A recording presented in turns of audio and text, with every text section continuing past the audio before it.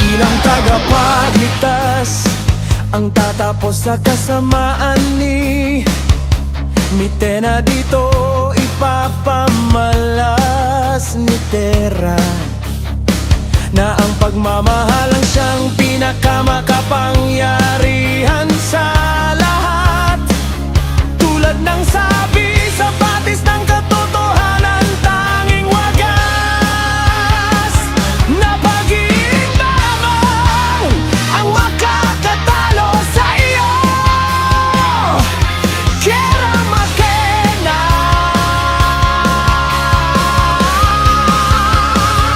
Sa kabilang gangga ang kamatayan ni Batalang Emre ang magiging daan upang makalaya ang isang batalang matagal ang ikinulong sa balaak. Tandaan niyo ang sabi ni Agora, pag napaslang na ang pinakamahalaga at pinakatagahang inilangang mga engkantado.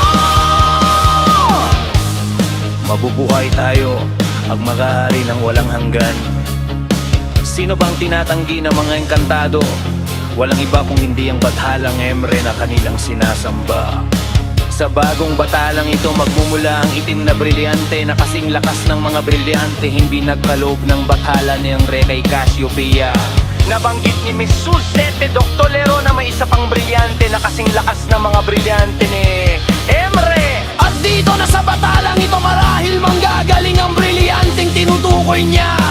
Ito ang magbubukas ng panibagong yugto sa mundo ng Encantadia. Si Mitena ang bagong bataluman ng Balak.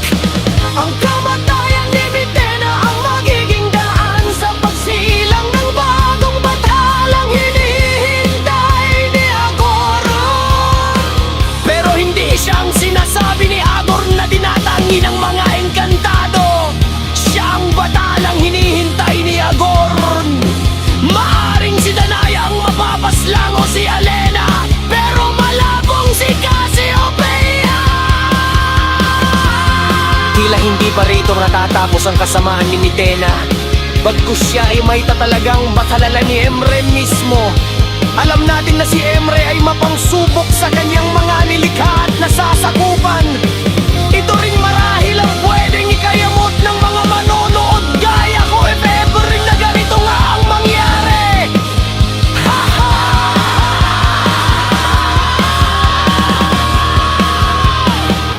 At upang maging bagong hamon ring kay Bathalumang Cassiopeia,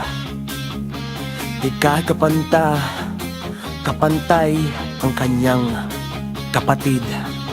Dahil si Mitena ay isa pa ring diwata na lumaki sa Nineve, kaya't ang kanyang iftre ay sa Devas o Balaak lamang mapupunta. Ang pagdating ni Mitena sa Balaak bilang bagong bathala ay siyang ikagugulat ni Bian. Ngunit gagawahan na ito ni Binea na ng labis para sa Encantadia. Ngunit nagawa ng paraan si Pirena upang makabalik sa Encantadia. Kaya't susundin nito ang payo ni Gurnona. Tanggapin ang alok ni Agor sa kaniya. Sa pagtalaga kay Mitena, Biram Bathaluman ay siyang magiging daan upang tapusin ang hidwaan nilang magkapatid. Dito ay papalayain ni Mitena ang mga nasa Balak,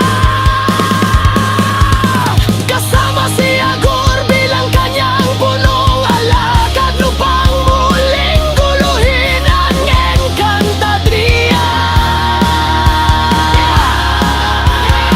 Sa pagkataong ito tuluyang masusukat ang kabutihan at mangyari kagutang